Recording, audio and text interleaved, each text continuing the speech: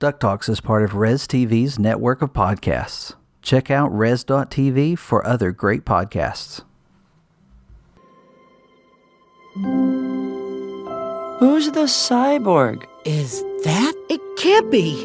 Guys, I think that's your mom. Huey, Dewey, Louie, meet Della Duck. Oh, I'm part robot. I knew it.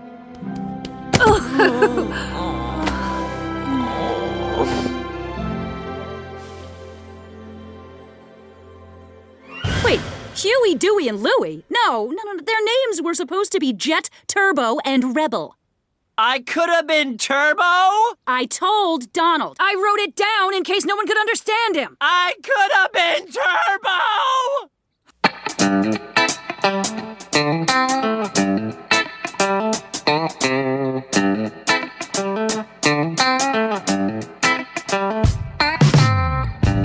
It's the week of Sunday, May the 19th, and you're listening to episode 69 of DuckTalks. Boy, we're exhausted, but welcome to another episode of DuckTalks. Thank you for joining us.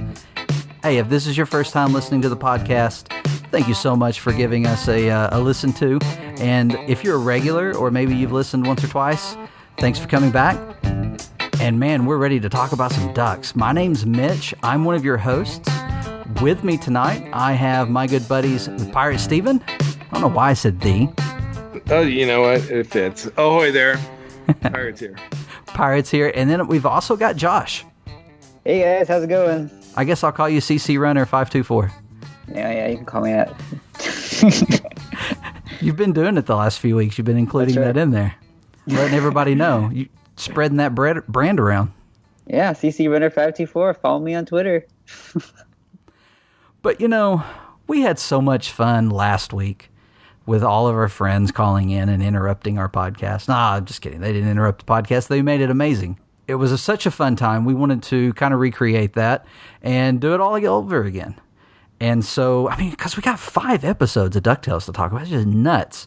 It's even more nuts when I think about the fact that we have months and months of no episodes moving forward. But we'll get to that in a moment. Let me introduce our guest panel. We're going to have kind of a round table type podcast tonight where it's not just going to be the 3 of us. We're going to continue with some guests. Let's see. So first of all tonight, we're going to bring on Eric Rovtar. Hey guys. Hey man, what's up? Not a whole lot. Just trying to catch up. Yeah, you've been on a trip, so you've been trying to binge these episodes either just like today or yesterday. Yeah, yesterday. Gave me an excuse to do very little yesterday. I watched 5 DuckTales episodes, so there's worse things in life. Hey, if there's nothing else we could do for you, we made it to where you had to sit down and watch 5 episodes of DuckTales. That is very... Oh, you're welcome. Nice, thanks. We also have Kristen with us again tonight. Now, Kristen is also known as DG or Drummer Girl 231_2. Hey, how's it going? It's going excellent. And yourself? Pretty good. Awesome. Have you had time to watch all 5 episodes this week? Oh, yeah. I haven't even asked Pirate or Josh because, I get texts all during the day about, have you watched it yet? Have you watched it yet? Have you watched it yet? Some of them I was able to watch early and some of them I wasn't. So anyway, we have another guest we want to invite on tonight. So we have Brian Danger joining us. Hey, Brian, how's it going? Hello from Canada. It's going good. How about you? Oh, you know what? I don't know that I realized you were in Canada. No wonder you're so nice. Gosh, most people say I'm mean, but, you know, you just got to get to know me, I guess. Oh, okay. Well, I have not experienced that yet. I would like to point out for those who maybe don't know who Brian is yet, when we did the redesign for DuckTalks, Brian is the artist that we reached out to, and he did a fabulous job of rebranding our podcast. Oh, thank you. I'm really happy with how the shirts turned out. I actually bought one myself.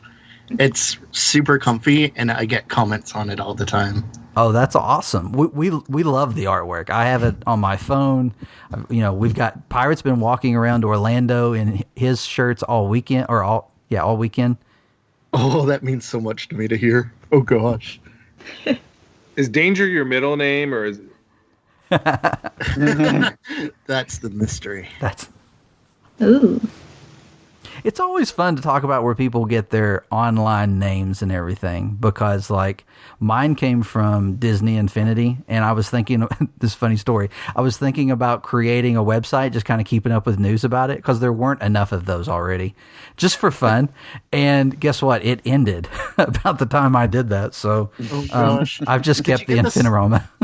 Did you get the 616 from Marvel? I've always wondered that. So that is a happy coincidence. My birthday is June 16th, and I grew up reading Marvel comics, so I've always prided myself in being the 616 Mitch.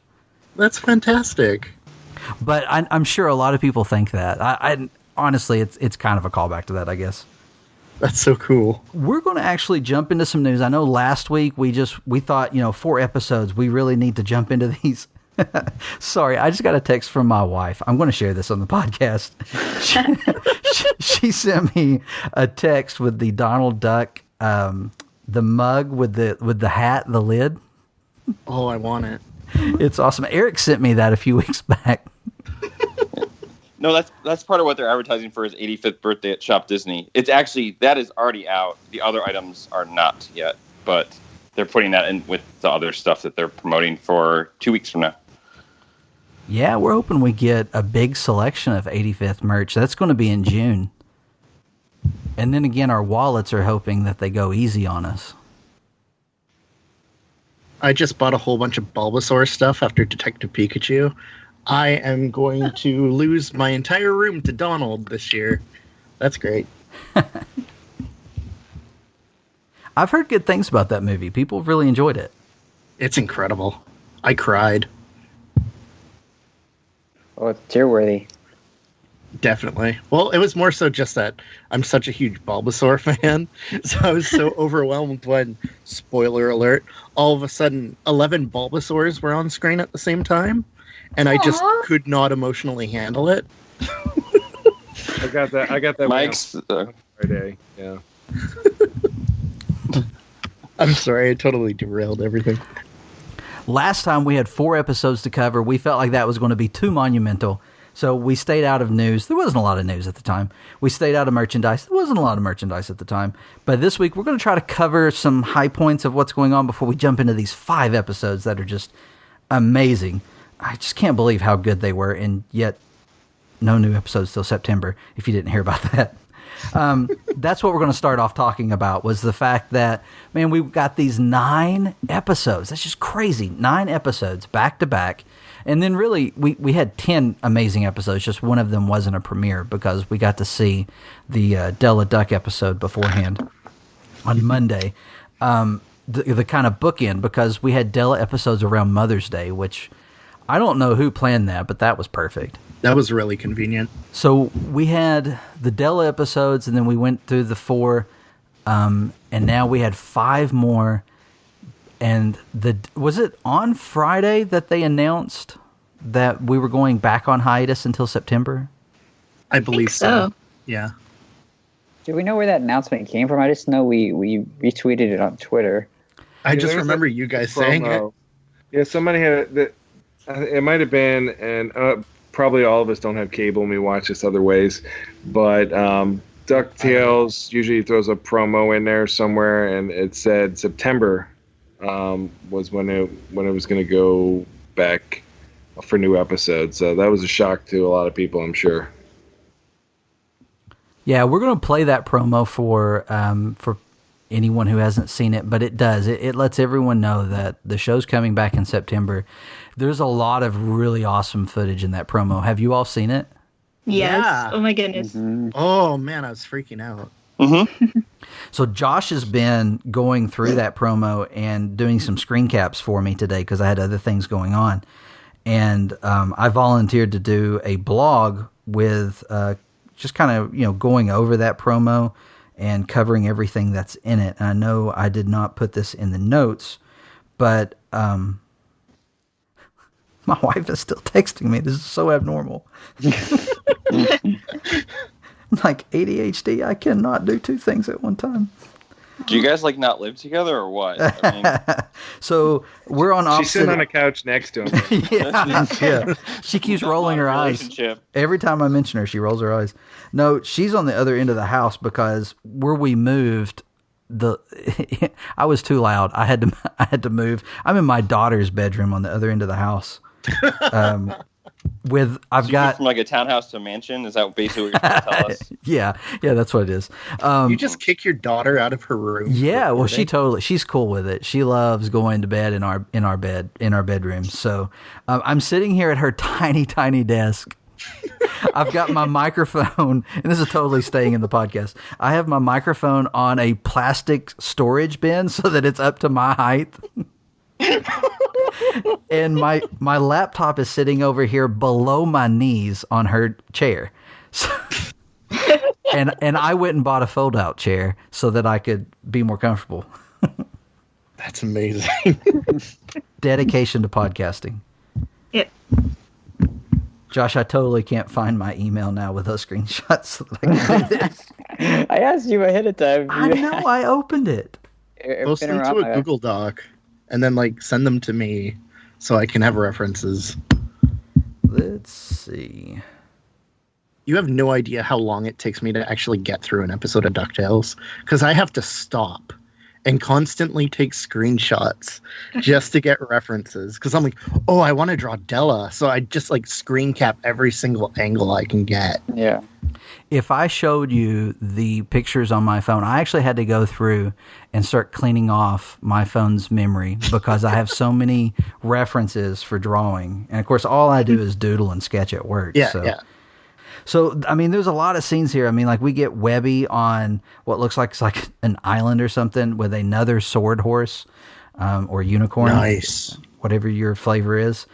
We get the kids in a mine cart, which is kind of iconic. I'm expecting one of those scenes from the old opening. Of course, I guess Scrooge isn't with them. Yes. We're actually trying to keep up with those for a future blog. There's a dream world with Jello and all of the kids together. I think everyone's going to be excited about this, seeing all of the kids, including Lena and the new girl who is Violet. Yeah, I was so stoked to see her.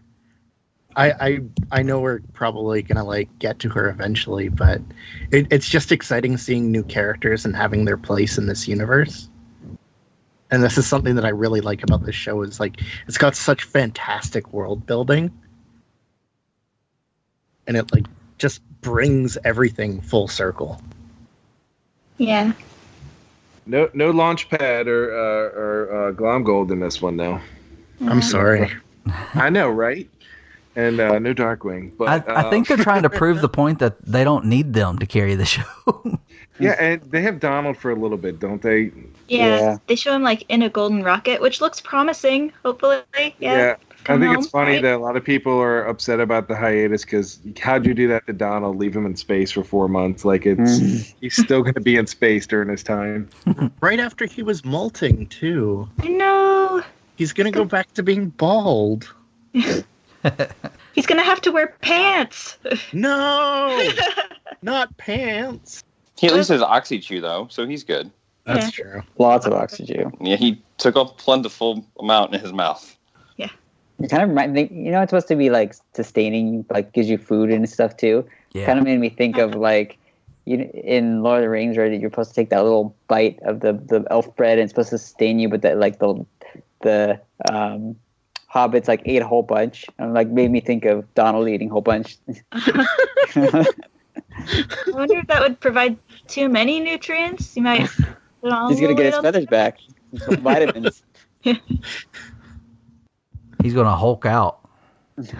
Oh man, that's how they're gonna defeat Mark Beeks next. Can we make a Donald? Who was it Donald that said, Hulk. I think there was someone on Tumblr who said Donald's gonna wind up working out on Moon Jail like Iroh and then bust out. And I was like, yes. Well, as long as he doesn't use, that spell from Kingdom Hearts 3, I think he should be fine. Josh pointed this out. Mitch, what do you think about that Kingdom Hearts 3? I love it. I love it so much. I have been so enveloped in this Kingdom Hearts culture in the past few months. It's been wild. And just getting to tell everyone that my favorite character is Donald Duck is hilarious. Because they usually expect everyone to be into it for the cute anime boys, which, it's nice, but I got to represent my boy. That's what I'm here for. Donald does a lot in Kingdom Hearts 3. He gets some really good moments. Mm-hmm. He's he also He looks for ingredients all the time, and you got to find them. You don't have to find them. They just tell you when they're there. Yeah. And they help you build. I mean, you get to work with Remy. What else could you want? Well, he's going to remind me about the ingredients every 5 seconds. I'm going to go find them. This looks like a good place to find some ingredients.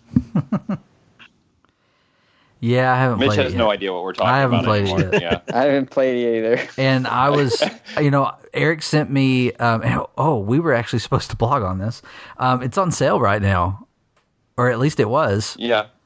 And the story so far was on sale, right? Like, yes. for like $30, you can get all the previous games. Yeah, all like 34 of them. No, it's not 34. It's only like 12. I don't know what your problem is. There's Kingdom Hearts. Maybe it's 34 hours of content. Oh, it's more than that. Oh, okay.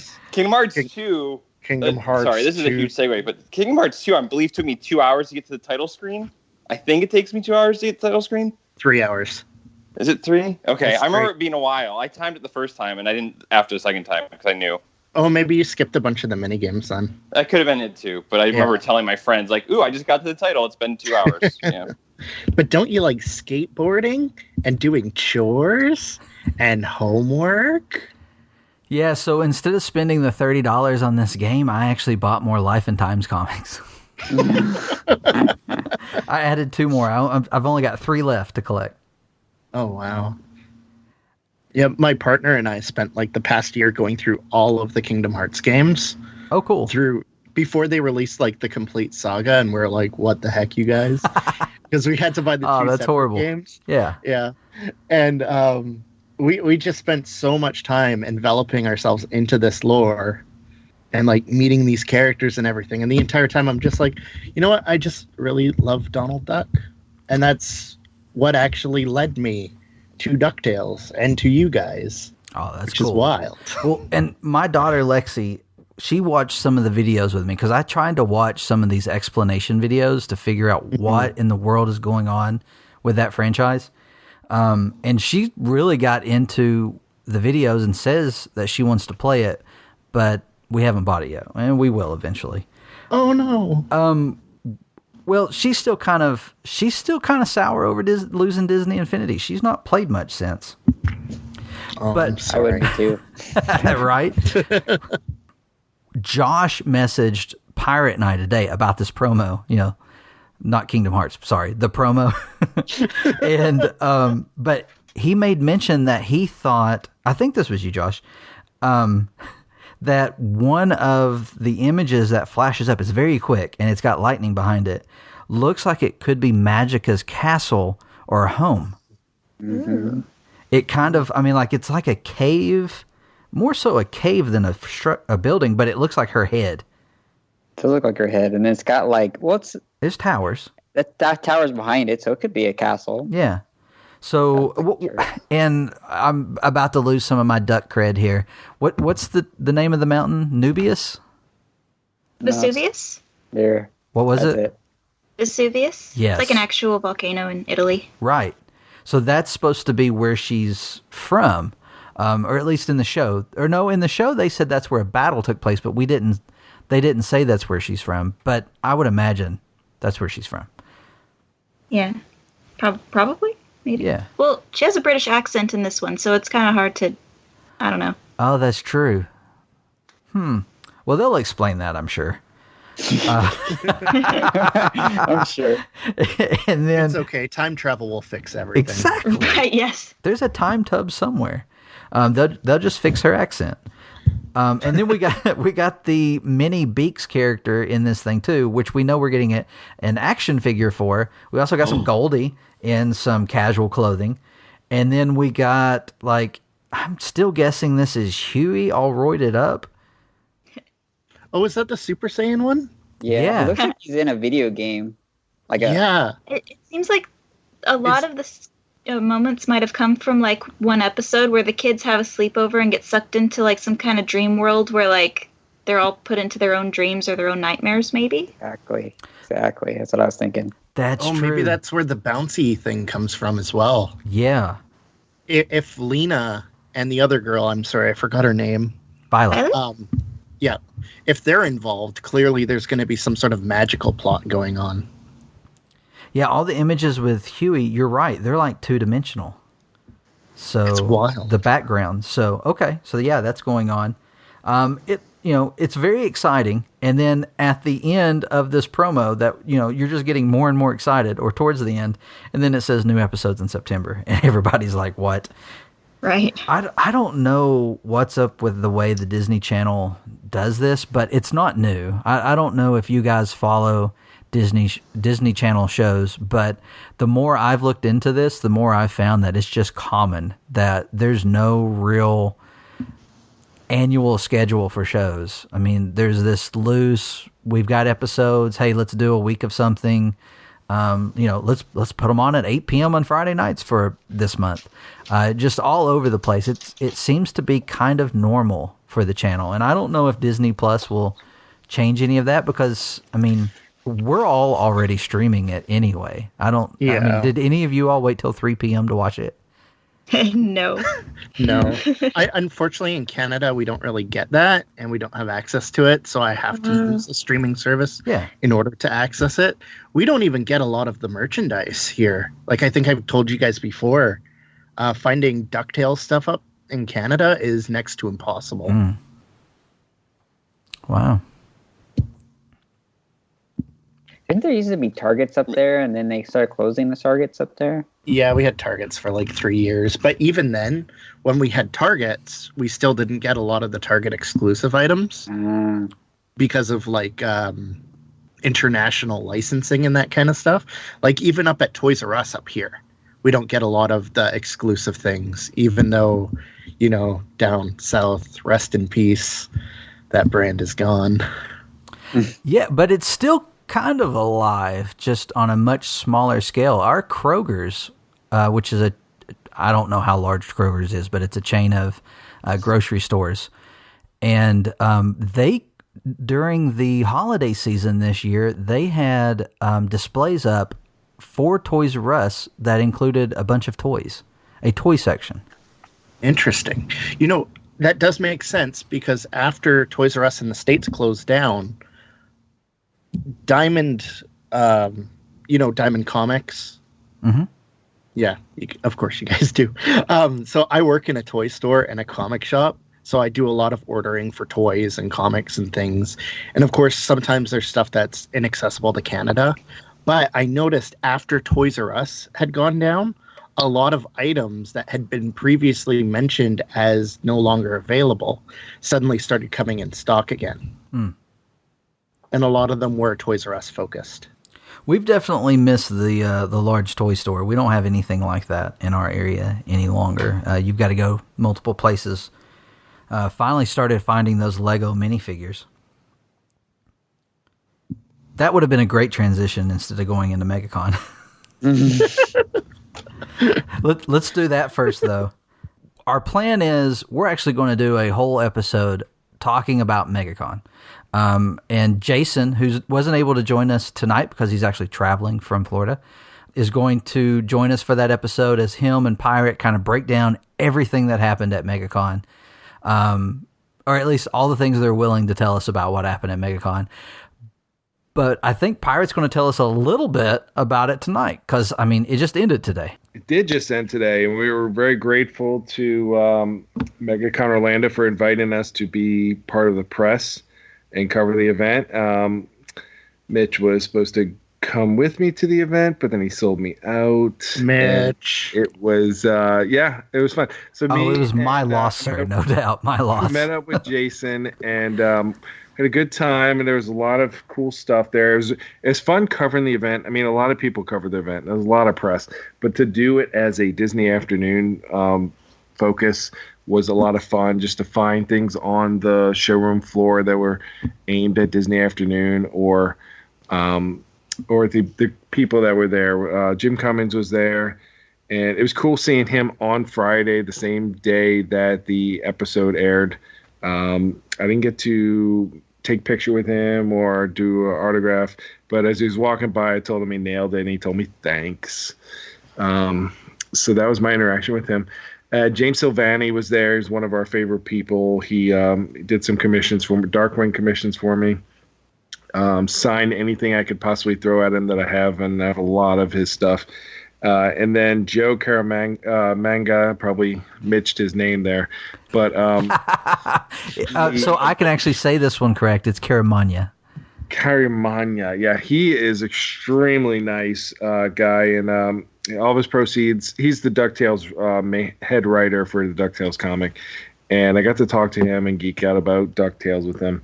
And at his little booth, he has a bunch of the comics he wrote, such as like Frozen and Wreck-It Ralph, and a couple of Guardians of the Galaxy and Spider-Man, and of course DuckTales. And you do a donation to the Ronald McDonald House, and all his proceeds go there, and he'll sign whatever you want, and give you some comics. And that was a good time. And he was really good to my kids when we were there, so that's always bonus. But we had a great time, and I look forward to the MegaCon episode. We'll cover the whole thing, and yeah, that's it. Was that 30 seconds? Yeah, it was a good time. We'll go into detail in the next episode. I have a question. Sure. Did he like your shirt? Oh yeah, they love that shirt. They're like, I've seen that before, and I'm like, this is Brian Danger art right here. That's what the shirt is. And it's funny because I went Thursday and Friday and Sunday, and Thursday I wore the Pirate Steven Duck shirt with just me, my character on it that you designed, and then DuckTalks on the back. And then the next day I wore the purple shirt with the purple variant of our logo, and I'm like, I wonder if they thought I wore the same shirt twice, because they're similar. But you know what? That's my uniform when I'm at the con. So always people were like, "Oh, that's cool. Is that a podcast?" And I'm like, "Yeah, should listen." So it's fun. Now, when you spoke with Joe, I know this is something we talked about saying on the podcast tonight. We wanted to make sure we could talk about this because there's been a little bit of concern with IDW not releasing DuckTales comics since we didn't get April or May, or was April the last one we had? It's May and June. We got April. Yeah, that was issue 20. And we haven't heard since then. Did you know if we've seen previews for August? I have not seen them yet. No, they'll come out this upcoming week, I believe. Yeah. It's usually last week of the month that the previews pop out, so you usually see them then. Yeah, because we haven't heard about issue number 21, but he said he's delivered issues, and he's expecting more to come out, and he's still writing them. So it's not something that is closed at this moment, but we just haven't seen a new issue or an announced one since April. I did see on Amazon today they listed the trade paperback. I think it is number 7 is going to come out in February, and that's going to be issues 18, 19, and 20. So we don't know what's beyond 20, but hopefully it's really good things because Joe's working on it. Yeah, we've really enjoyed those comics, and man, I hope they continue. I think they are, from what I'm hearing. They took a little bit of a break. I mean, they did not break during all the other hiatuses. And we know there was even a story that got dropped and may or may not show up later, just because at the time it was supposed to be released, it would have spoiled a plot twist or something from the show. So yeah, we'll definitely be covering that over on the blog at DuckTalks.com. As soon as we know more, we'll let everyone know, and we'll of course be talking about it here. As far as merchandise goes, looking at Duck merch, the only stuff that we really have coming up soon is the Donald Duck 85th anniversary. And really, we don't know exactly what's coming. We know there's a few things coming, a few things that are already in the stores. I got an email the other day that on June the 9th, which is the Donald Duck anniversary, and I believe that's a Sunday, on June the 9th, the first 100 customers at I would imagine this is select Disney stores, so you might want to check with your Disney store. The first It one should be all of them. should be all of them. Awesome. Yeah, so I have a smaller Disney store by me, and I went today to test out the waters to get the Aladdin key to see what it'd be like in 2 weeks. Mhm. And yeah, all the stores should have the Donald Duck key in 2 weeks. And so you get that if you purchase something. Is there a minimum on that? No. So the way that was the other reason for going today. And now, granted, I have a smaller store, so the way they could do it differently. And I've seen like with other collectibles, like Mickey Mouse Memories, some stores do things differently. They basically came out when the store opened, and they said, "Hey, make sure you're in a line," because people just congregated because there weren't a whole lot. And then they handed out a ticket, and you could get one for every person in your party, but you each had to buy something. But I saw a woman literally go to the clearance rack, buy a $1.99 or $3 like bag, and get the key with that. Now, there also weren't 100 people there, so I don't know if they were being less strict because of that. But I mean, it's Disney, so they usually, as long as you kind of follow the rules, they're usually pretty cool with it. But yeah, so they did tell me they expect Donald to be more popular. I guess Mickey, when they did the Mickey key back in November, it was very popular. So Aladdin probably just not as popular with people. And I just said popular like 5 times. So I'm going to go buy a thesaurus now. But yeah, so it was interesting because I'd never gotten one of these keys before. Yeah, I've never seen these until I got the email about the Donald one and saw that there was also an Aladdin one. So the keys traditionally, if you go to like the big flagship stores like New York City, London, I think even Dublin, they will have a key ceremony at the store every morning. The first people in line can open the store, and they have a big key and they turn it, put it in this lock, and they turn it. You can look it up on YouTube. People do it. And I didn't know that when I was in London. I'm kind of sad now. I'm like, oh, that would have been cool to do. And then you get a replica of that key, and it's designed based on the location you're at. Then there's other larger stores that will do an opening ceremony with have more of a generic key. My store doesn't do any of that because it's a smaller store. But I heard that the store that's 2 hours away from me does do that. So I was like, oh, okay, that's interesting. I'm not going to drive down there to be at 10 a.m. to open the store and get a key. But so it is a thing. It's a Disney store thing. And then they just started, I think Mickey was the first one, doing it for special occasions where the first so many people got a key. And I actually looked online today because I was curious. That Mickey key is going for like over $100. I'm like, this is ridiculous. I don't understand. The Aladdin key that I got for free today, I mean, I bought something. I didn't spend that much money there, which is shocking. But it was already going for like $40 on eBay. And I'm like, that's nuts. It's just a plastic key. It's not even metal. It's really plastic. So it's cool, though. They're neat. People like collecting Disney stuff. So I just want a Donald key someday. Yeah, the key looks cool. I mean, it's themed towards the character. And, I mean, I don't know anybody who collects these yet, but it sounds like there are people out there that do, and we might check it out, especially because we're hoping there's more Donald 85th merchandise. We've seen some. Eric, you actually shared it with us. Yeah, so that wasn't official, and she actually, the cast member who knows me, which made me feel nice and also kind of sad about my life, but she's like, because I don't know her personally, she's somebody from the store, but she's like, oh, yeah, I'm not supposed to hand this out yet, but here, do you want this? I was like, okay. And so there's the key on there. I think they hand this out tomorrow, but you can find it online. I think you guys retweet it. But there's the key. There's a collector pin set, which I don't love pins, which we can have an argument about whether or not I love pins because you guys tease me about it. But there's a Donald name tag pin with a little cake that's got like a Donald hat shape to it. And I kind of want to get that just to wear it with like a Donald shirt in the park and meet Donald with a Donald name tag on. I don't know. Anyway. And then there's a cookie jar, which is what they're calling the mug, but it definitely looks like a mug. Unless it's a bigger version of the mug, but it's his face and it's got his hat. Which actually, maybe that is different. Now that I'm looking at it closely. Because the hat's shiny and the hat for the mug is squishy. But if you've been to Disney store, they have a mug. And then there's a Spirit jersey, which Disney loves their Spirit jerseys. But it's got Donald in like his angsty face on the front. And it's like half blue with one blue sleeve and then half white, one blue sleeve and then one red sleeve. So, yeah, they're doing a fair bit of stuff for him in 2 weeks, which is kind of cool. It is cool because a lot of times, even we were at the mall today, and we were looking, and they had some sandals that were actually pretty cool. The theming on them, no Donald. I was like, if there was a duck on one of those, I'd buy them. Yeah, I just want them to announce. I want Funko to announce an 85th anniversary Donald Through the Year series. They need to get on that. Oh man, it would be awesome. At the same time, I barely kept from getting all those Mickeys.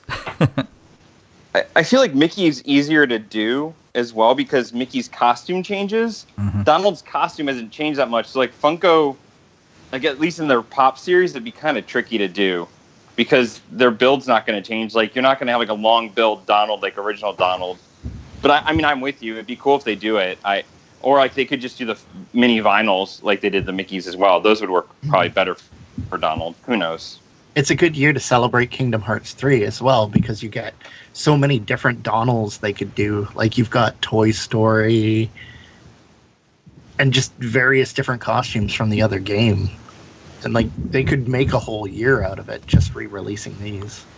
I definitely hope we at least see a new Donald Pop because the one that we got, I wasn't even into Pops. I'm still not into Pops. That's what I still say. If they're not Duck Pops, I don't buy them.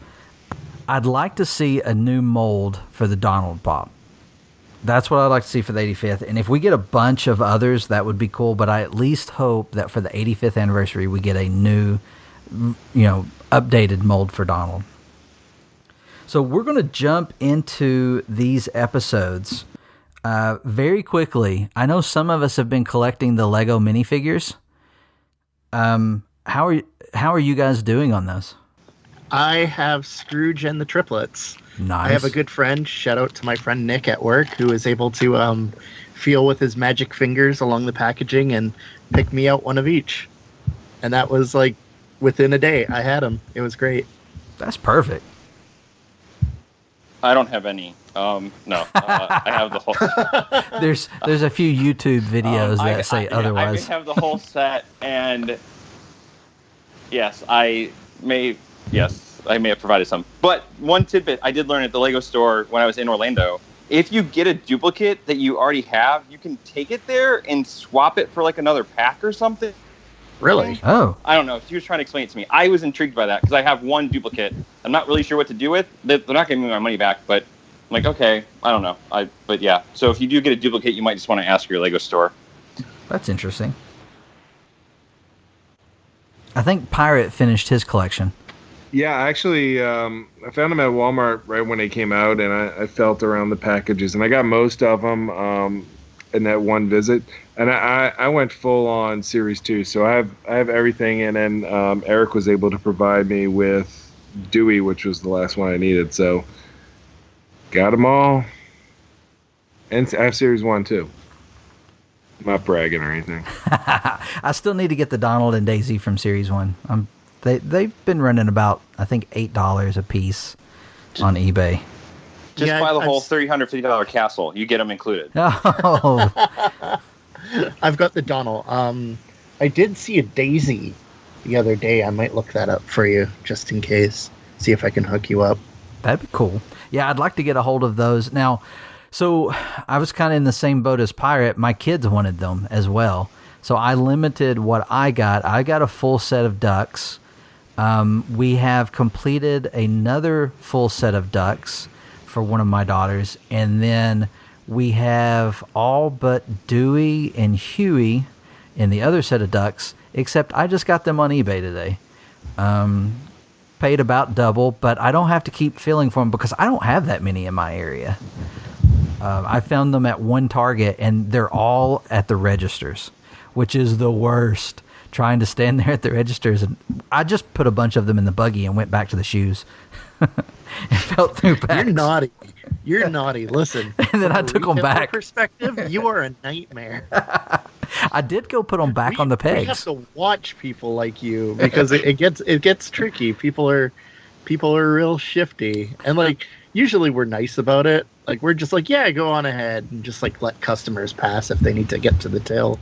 But like, don't like take them off. You might get the wrong attention, dude. I didn't even think about it that way. I figured I was just holding up the lines if I stood there. That makes sense. So, I saw them at the same spot in Target. My Walmart, I found some in one Walmart. Actually, like 5 in within a 5-mile radius of me. But the biggest one had them, and then I just ordered a bunch online. So I ordered 2 sets of 20.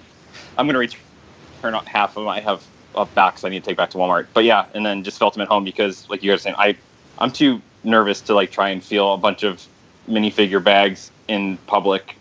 I don't know. Kristen, are you searching any of these out? No, I work in retail, so I can't afford to buy stuff that we sell. So, although whenever it was, last fall we were selling little Disney plushies up by the registers, and I got Donald. So Nice. Yay. Josh, have you started your collection? I haven't gotten any. I actually haven't seen them in the stores yet. They're probably around, and I just haven't seen them yet. But I would be interested in at least the DuckTales ones. I don't know about any of the others. But. Our Disney store had them at the register today. And I went through, and what was really cool is the cast member came up and was like, "What are you looking for?" and started giving me tips on how to find the ones that I was looking for. And they didn't have them because we're still knitting a Steamboat Mickey. So you can get them at the Disney store. They were like $1 more at the Disney store. Yeah, because you're paying for the experience. Yeah. Well, at least someone helped me instead of someone chasing me down and telling me I can't take the buggy into the back of the store. I promise I haven't tackled anyone yet. All right. Well, we have spent a lot more time on news and merchandise than I thought we would. Let's jump into these episodes. We had 5 episodes this week. Now, our listeners may be familiar with the fact that we do a 30-second recap and that we normally do that randomly. We're not going to attempt to do it randomly just because that would mean that we would all have to have 30-second recaps prepared for all 5 episodes, and that's just not feasible. It actually might have been fun to tell everybody we were going to do that and just see the reaction, but I completely blew that opportunity. Moving on, as I pull up my timer, we've already divided up the episodes. Everyone knows what episode they're going to start with. Apparently my stopwatch has been running for 624 hours, 39 minutes, and 37 seconds. Don't know how that happened. Anyway, probably cut that out. How many days is that? Let's go to my calculator. Hold on. It's complete surprise to me. I just opened it and it was clocking. Anyway. More than 25 days. I don't even think that's possible. So, and now that I'm on that, I'm not looking at the list. The first episode for the week was Nothing Can Stop Della Duck. It was the second part of that story, really, even though we didn't get a part 1, part 2. But let's see, Brian, you have been selected, or you chose. I'm not really sure how that worked. I chose. You chose. I chose it. Okay, so you chose this episode. You're going to give us a 30-second recap. Before we do that, I believe someone has. We didn't do this last week, and we try to do this. I hate that I forgot. I've got the notes. You've got the notes. So. Yeah. Written by, directed by, let's go ahead and cover that, and then we'll do the recap. For sure.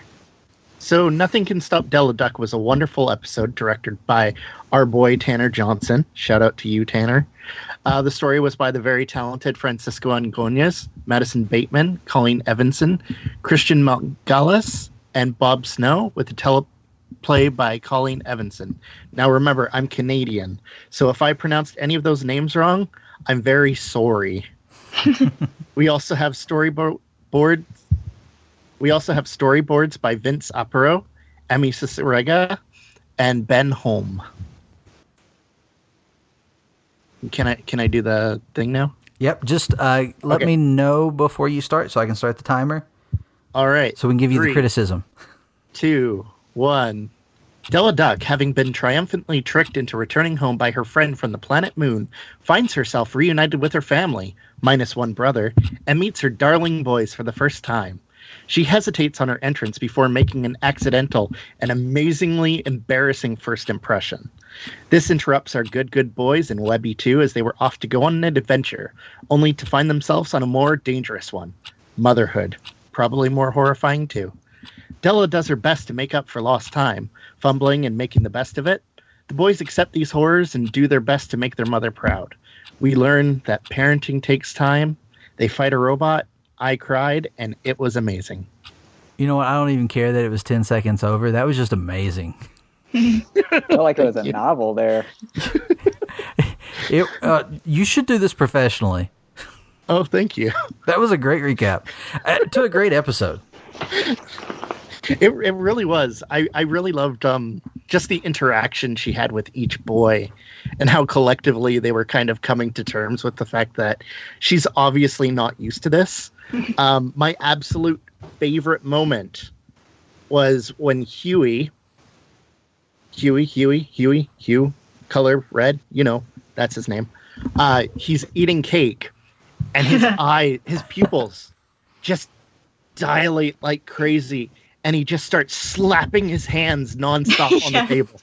So I cute. lost it because you guys know I'm very visually attached to this show. Like it inspires me and my art, and that just blew my mind. I was howling. This episode is full of so many great little moments like that. Are we going to get any art with the fizzy pops coming out of Dewey's mouth? Oh, you better believe Poor it. child.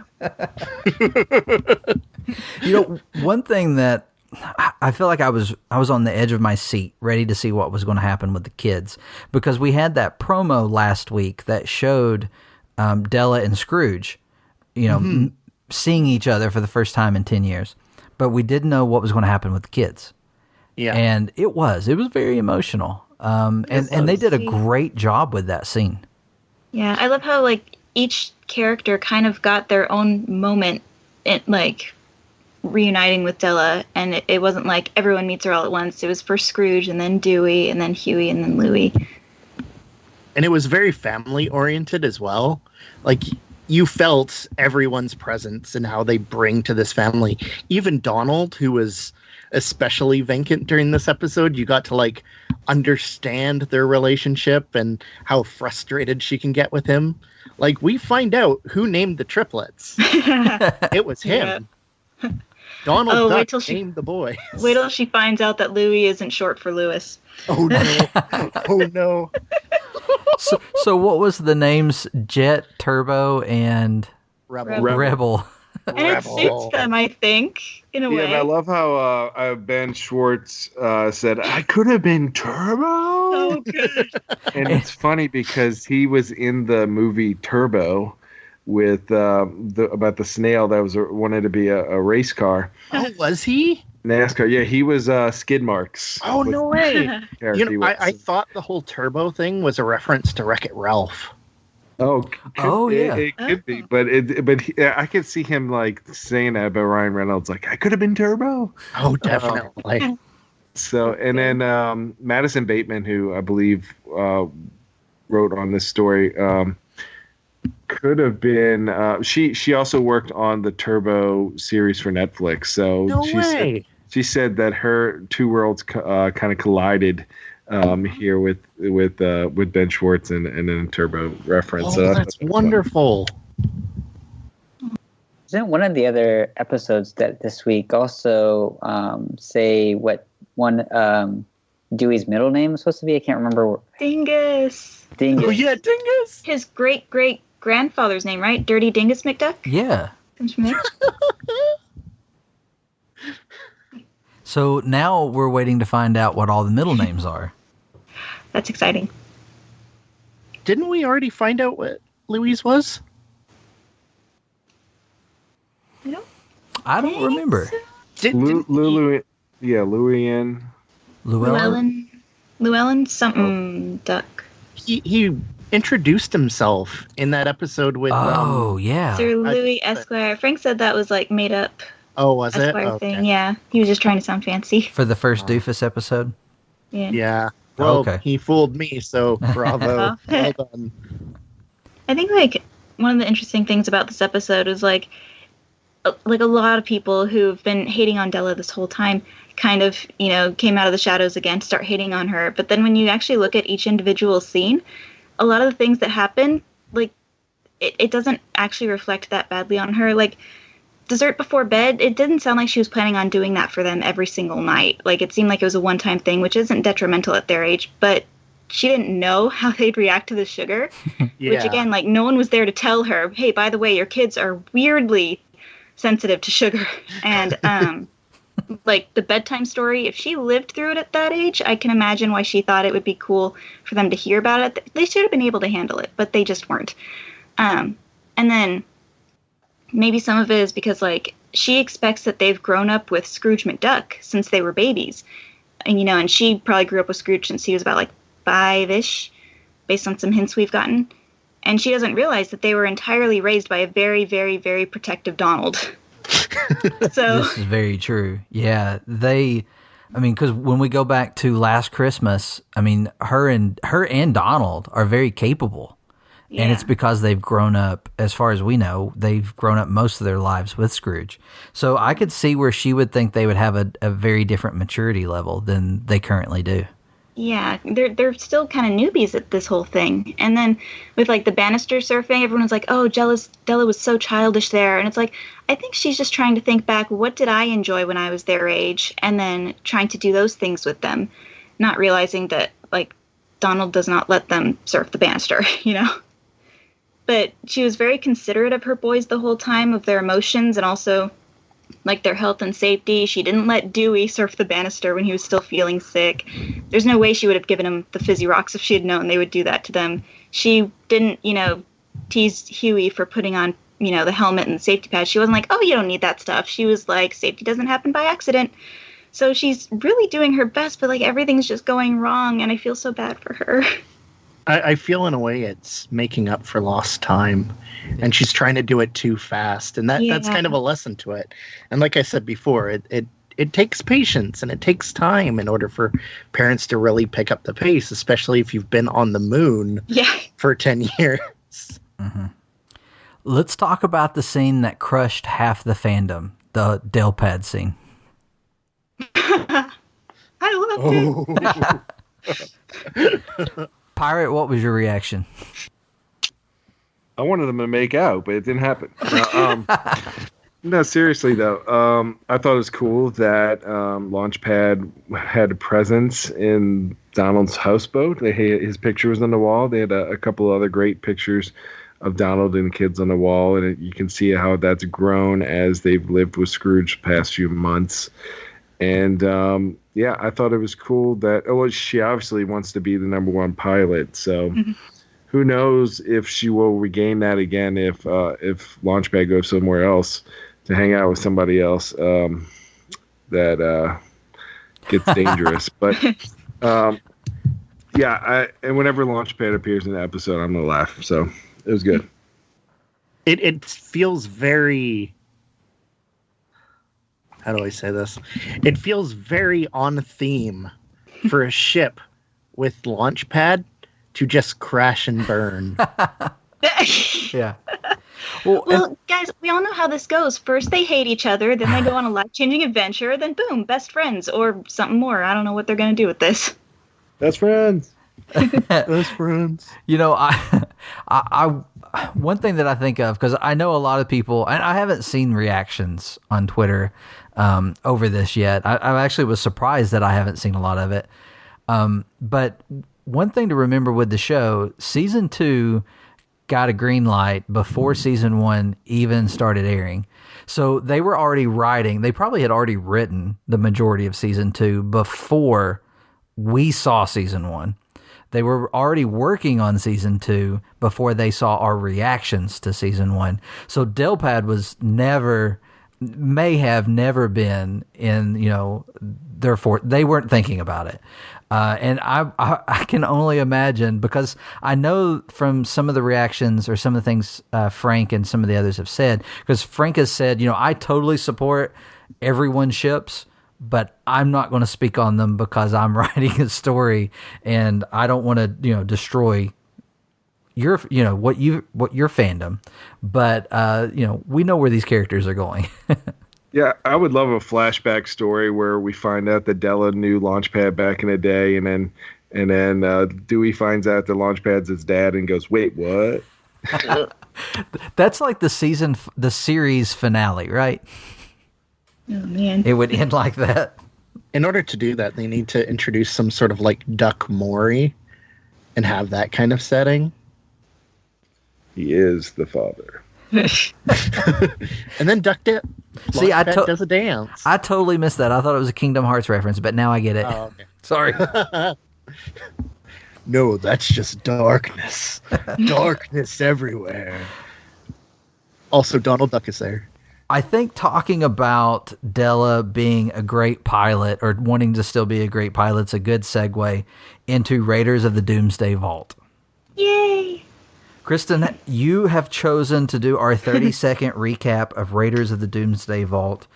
This was one of my favorite episodes. I mean, I think everybody knows what was my favorite episode of the week. And, these episodes were so great. But I can't help it. That one's going to be the top. But this was a great one. This was a lot of fun. Return of a character that we love.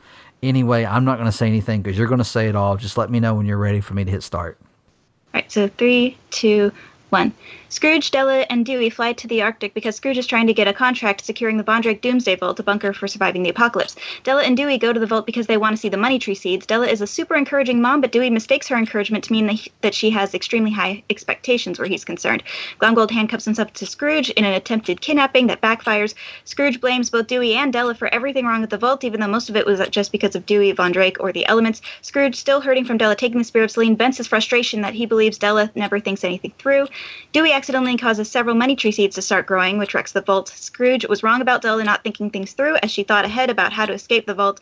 Della uses the gold from the money tree to fix it. The end. Ooh, you beat Brian. Wow. 39.83. Did you even breathe going through that? I'm impressed. Sure. That was incredible. She's like, I'm so dizzy. Just give me a moment. Take a drink of water. Just like breathe. Okay. That was good. Oh man, that was so impressive.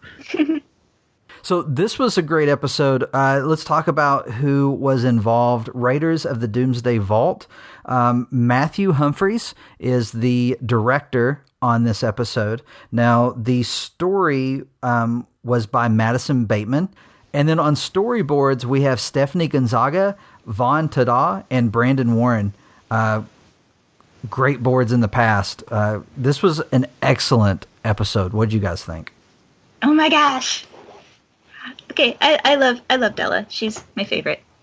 So I'm really glad that they're finally addressing this idea that Della, doesn't think anything through or took the rocket on a whim or whatever, because a lot of the fandom thinks that, and it all comes from Scrooge's 90-second monologue in Last Crash of the Sun Chaser. But everything that we've learned about Della since then kind of points to it maybe being for another reason that she might have left. And we even saw a lot of hints in the episode that there was a difference between her taking the rocket and her taking the Cloud Slayer, not Sun Chaser.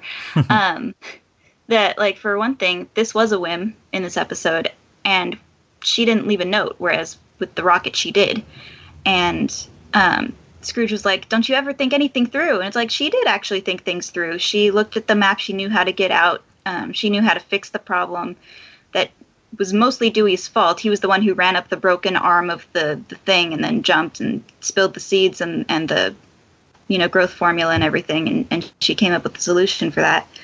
But I feel like it kind of foreshadowed a sort of build-up. Like, Scrooge is going to get to the point where he just, like, yells at Della in a future episode, maybe like, how could you just leave like that? And it's all gonna, come out in the open. And she's, storytelling wise, I can't imagine her just being like, you're right, I'm sorry. She's already said that. She said it before she left. She said it when she came back. And if they just have her say it one more time, then it's kind of writing in circles. So Can I feel speculate? like, yes. Sorry. Can I speculate as to why they haven't done that yet? Yes, I please. feel like they're giving that moment to Donald when he gets back. I feel like he's going to be like, listen, I raised these beautiful, beautiful boys all by myself in my tugboat and then eventually in this big mansion. And they can't do that twice because it will lose the emotional depth to it. Yeah. And maybe at that point, Scrooge will kind of pack on and be like, yeah, you've been doing this the entire time. Like, don't you stop and think things through. Yeah. So in hindsight, I do kind of agree with you. I think it is boiling up to it, but I feel like Donald's going to be the trigger for it. Ooh, yeah. And they do such a great job on this show of laying the foundation before they jump into something. I mean, sometimes it's kind of jarring and surprising when they do something, but I feel like they do a good job of kind of sprinkling it. I mean, we talked about it online with everyone about the Darkwing stuff. You kind of got it sprinkled in the episodes leading into it, and then boom, you got the big story. So same thing here. I could see them totally sprinkling it in, and then when Donald gets back, however that happens, because you know what, the next episode that we get, Donald may come back. It could all. One can only hope. We do hope. Yeah. Donald, come back! I miss you. Right. I love you. Your children need you. Right. I need to see these twins hugging so much. So they hatched from the same egg, you guys. That bond, Did they really? Yeah, Frank said that they hatched out of the same egg, which in real life is very, very dangerous and kills almost all birds that happens to. That's wild. Yeah, so it's like, oh my gosh, like the amazing bonds that they would have had, and just, you see like videos of like newborn twins crying their heads off, and as soon as you put them next to each other, they calm down or their vitals stabilize if they're not doing well.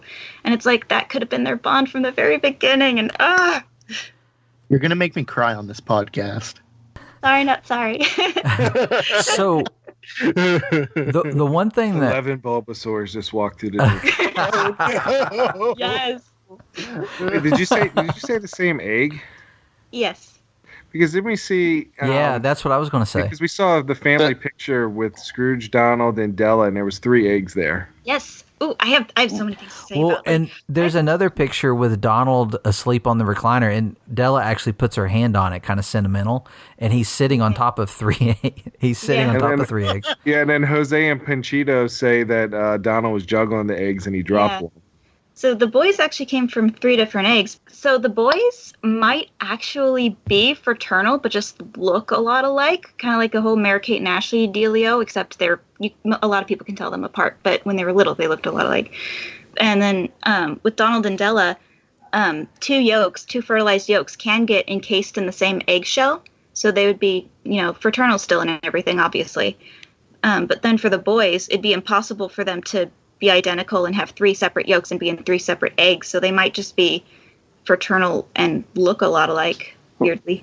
Wait, maybe I misunderstood the first time. Okay. Are you saying that Frank said Donald and Della shared an egg, or that the triplets shared an egg? Donald and Della shared an egg. Okay, that's where I got confused. Okay. That's what I was like, when you said it again, I was like, oh, that makes more sense. Because I'm like, yeah, we saw 3 eggs. And that's why I was like, okay, Frank, I trust you, but where are you going with this? But yeah, no, that makes a lot more sense. He said that Donald started hatching through the egg first and got stuck halfway through, and then Della busted out the back. Okay, no, that makes more sense. That makes more sense. I totally... Yeah, because we hadn't seen that. Okay.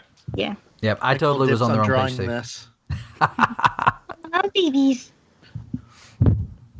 Now, this episode had not 1, but 2 iconic Disney songs. Yes. It did.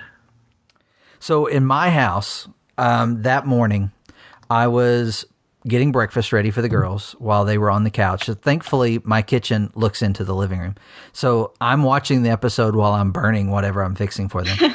And which was cereal. It's crazy, I know. But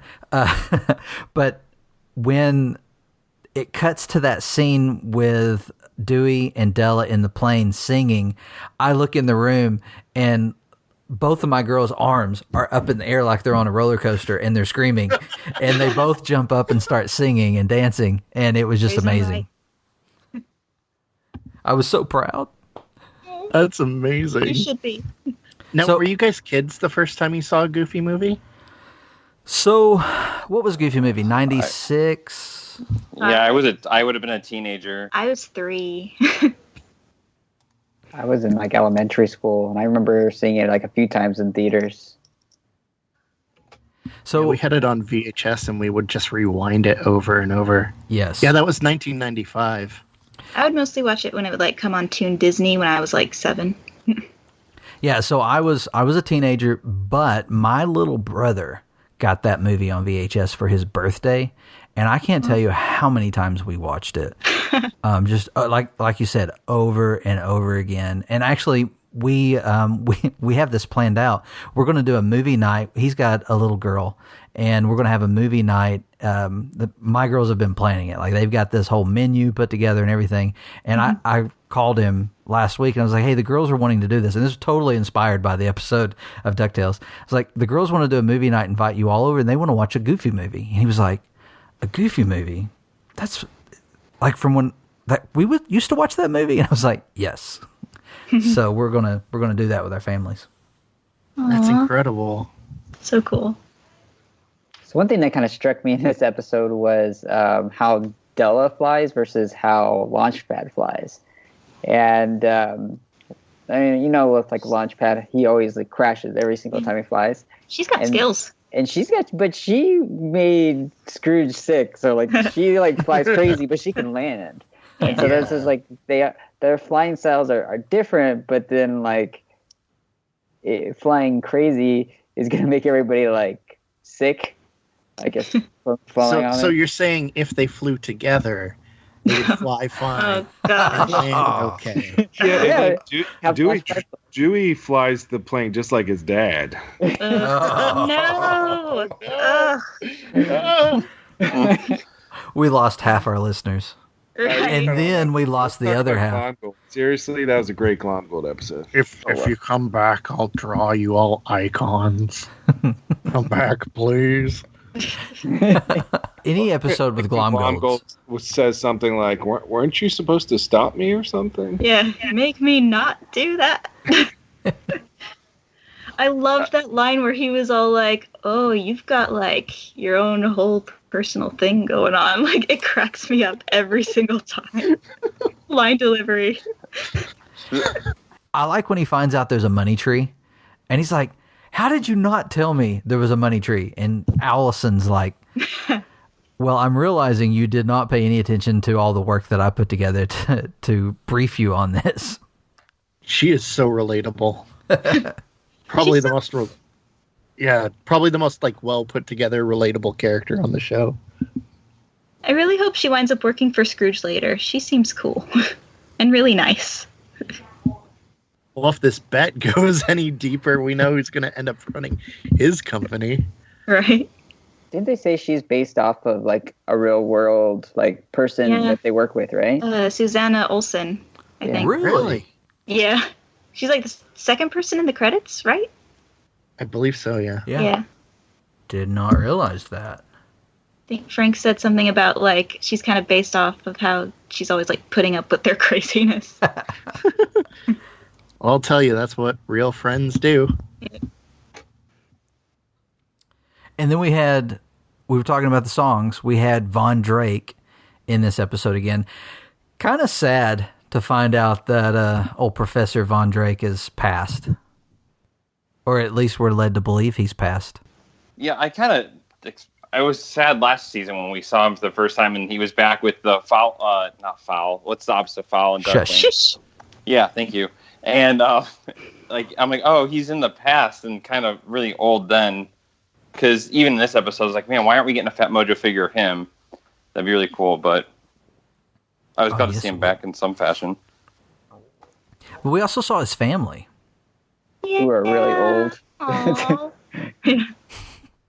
It like just this whole runs in their family's genes. old. It just runs in their genes. Even the kids. But Pirate, I think, was the first one to point out in our little private chat when we started talking about the episode, because Josh and I were going on and on and on about the Powerline song. And then he's like, but there was another song. And I think one of his kids picked that up. Yeah, that song read, I came in, I don't know the colors. But I know the Darkwing one. Yeah, that is a very famous song from every Disney compilation soundtrack that I've had from the 90s had that song on it. Yeah, it's cool how they slid that song in there as part of the passcode to get into the vault. Well, it's from Donald and Math Magic Land, isn't it? Isn't that where it started? Yeah, either I can't even talk, or one of the Wonderful World of Colors, one of those two. Yeah, I thought it was Wonderful World of Colors. Maybe, but I could be wrong. They also reuse stuff all the time from that era, right? Yeah. Where like you'd see like Mickey and the Beanstalk in Fun and Fancy Free, and then it was like a standalone short. But yeah, no, it's cool. It was something I didn't immediately catch on to, but I read about it. I was like, oh yeah, that is what it was. And then I listened to it again. I'm like, oh yeah, I remember that from watching it as a kid in school.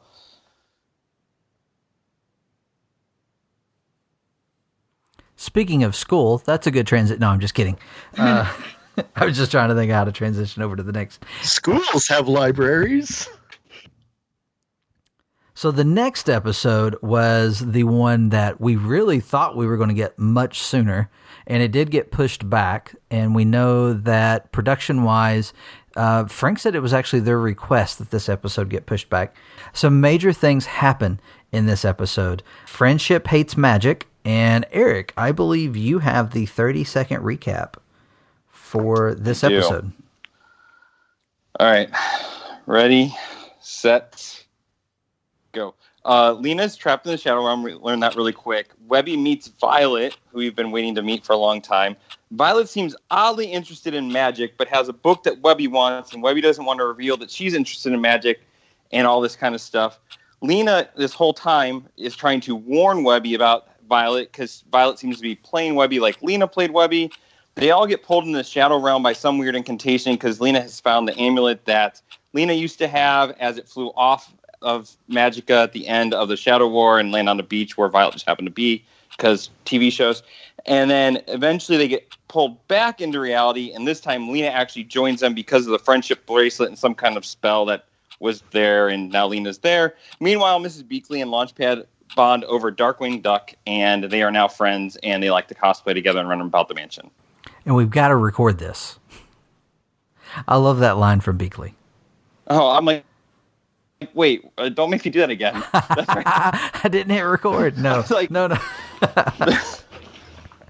No, great job. Fun episode. I love the B Story edition, of course. I thought that was really cool. I mean, I get, and I wonder if this is part of why they wanted to push it back, because it does reintroduce Darkwing, knowing what's coming up in 2 episodes. Mm-hmm. My other thought, like, and I've mentioned this before, I like when there's the full cast. And so to go from like very heavy Della-centric episodes to having no Della all of a sudden, it's rough on me. I mean, and I get it, it's a kid's show. It's not meant to be, it's not Lost. It's not a fully serialized drama. But I'm like, oh, what happened to all these storylines that we were having, like with Donald and Della? I mean, it's still great to have Lena. I enjoyed it. Other than that, I thought it was really well done and interesting, and I am glad that Lena's actually back. I completely agree. It's really great having her back. Kimiko Glenn is a phenomenal talent, and having her as Lena just made season 1 so great.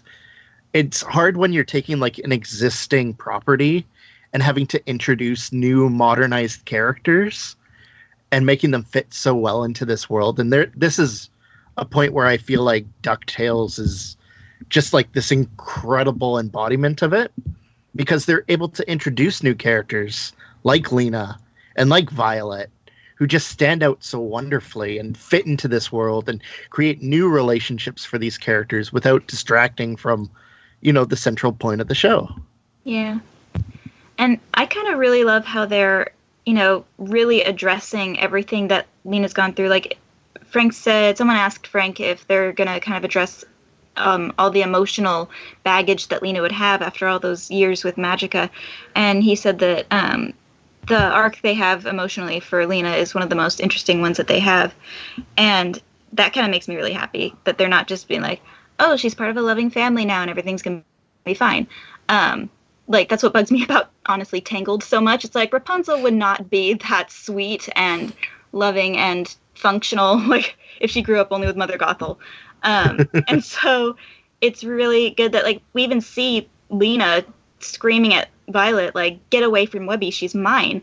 And at first when I saw that, I was like, oh, geez. But then I was like, oh, that makes sense because she grew up with Magica, who literally possessed her. Mm-hmm. So, like, she's not used to how loving family relationships are supposed to work. And she would never do to Webby what, Magica did to her. But she doesn't totally understand the whole, not possessing people thing. Like, that when you love someone, they're not yours to own. Well, and that carries over from the end of her arc in season 1 too, right? Like, she starts down that road up to the point where Magica finally just possesses her outright, where like she starts to turn, and you see it in her, and you see her just about ready. Like, I mean, it's the episode with the second bin, really, where you see like Lena's not. No, she's like, this is wrong. I can't do this, and that's when the twist at the end of that episode is like Magica fully controlling Lena's body at that point. So yeah, it is a natural progression for that, which is really cool. Yeah. And like, she knows, she even told Magica, family's supposed to help you, not hold you hostage. But Lena just doesn't know how that really works, practically speaking, in a healthy familial relationship. So that'll be really interesting seeing that get explored. In this episode, we were so excited to talk about it that I totally forgot to interrupt everyone and say, I've got to tell who worked on the episode. Matthew Humphreys also directed this episode, and it was written by Rachel Vine. Rachel's written a few episodes that we enjoyed, and she also worked on some of the books that have been out there. Stephanie Gonzaga also did storyboards. Victoria Harris on storyboards. Vaughn Tada and Brandon Warren. And as excited as I was that Lena was returning in this episode, because I really love the character as well. I loved the twist. The first time I saw Lena, I actually tweeted a spoiler, a almost spoiler. The very first time I saw Lena, I was like, she kind of reminds me of Magica. I'm calling it. And then a few seconds later, it's actually revealed. Or a few minutes later, by the end of the episode, it's revealed, and I deleted the tweet. I was like, I'm not doing that to people in the other time zones because it was just too perfect. Anyway, I really like the character, love the voice actress. She was also great in Spider-Verse. But I really enjoyed getting another Webby-centric episode and seeing her kind of freak out a little bit about how magic has ruined her life. Because in season 1, she was kind of hiding magic and sneaking magic in. And now she's looking into the shadow realm, and she starts to realize, oh no, this took my friend away. I have the possibility of having a new friend, and I don't want it to take her away. And then no matter what she does, it keeps, Violet is determined. We are going to deal with magic. That's why I came here. You're Webby. And I really enjoyed seeing her deal with that, having another friend, because with Lena, even though Lena was there and trying to get into the mansion, you still very much, Lena kept her at a distance, or tried to, whereas Violet's like fully embracing Webby and like, hey, oh, totally. Let's do all this creepy magic stuff that I've been looking into, because you're the one person who should be able to help me understand this. What I really loved was that she recognized certain actions, and she's like, hey, that's really manipulative, because that's what I would have done. Right. And also, just like to tie everything up, the ending of it, when they all just decided to be friends and kind of let it go and not really drag it out and ease this tension, was a really good message out there that, you can share people. Like, you're not destined to just be one or two, but you can have multiple friends. It was very sweet. Yeah, and it was refreshing too. I mean, I kind of hope they don't go back to that and have some jealousy take place. It'd be nice just to move on with their friendship. And seeing the promo, I mean, we know they're going to have a sleepover and be hanging out with the boys and get into some trouble. So it's really cool to see them move forward with that. I'm not going to lie, the next episode got me extremely excited too, because we knew we were going to get a character from the past. I'm not going to spoil it. Before Pirate does his 30-second recap, let me just go through. The episode was The Dangerous Chemistry of Gandra D. It was directed by Jason Zurich. It was written by Christian Magalhaes. Storyboards by John Sebastian Duclos, Sam King, and Jason Oh, man. Jason Reister. I think that's how you say it. I apologize if not. I know someone who says it that way. But, yes, this is a great episode. Pirate, you set up and ready? I am set up already, and you know how much I love doing these 30-second things. So, yeah, just let everybody know. Mine are a little different than you guys is. So, do you do it in a rap? Wait. Wait. Let me know when you're ready. I'm ready. Let's do this. All right, this is a Gizmo Duck episode. He goes on a date with Gandra D. Fenton actually goes on a date with Gandra D. And I'm just going to sing the song. It's a date. Don't let him trick you. No, no. It's a date. Gonna say it's not, but it's love. Nice. It's a date. Don't let him trick you. No, no. It's a date. Make no mistake about it. Boom. Oh, and Mark Beeks does a dab. And applause. That was wonderful. Mark Beeks does the dab. That's the most important thing, right? Like, we're past Endgame spoilers, right? We can say that the Hulk did a dab, and now the Mark Beeks Hulk did a dab. So it all comes kind of full circle. We see you, Disney. Oh. Was anyone else getting major, like, Moriarty kind of vibes from Beeks when he was, like, breaking into the lab? Does anyone watch Sherlock? No? You know, you're very right. Yeah, I didn't put that together, but yeah. No, but yeah, that makes total sense. Puts on the music, does a little dance. I think he's a great nemesis for Gizmo Duck. Yes. Oh, absolutely. Because in the beginning, I was kind of disappointed with the character. I mean, he was very annoying. I mean, we were supposed to be annoyed by him. And he did that well. He did that very well. And then I was like, so is he going to be Huey's nemesis? That doesn't really seem right.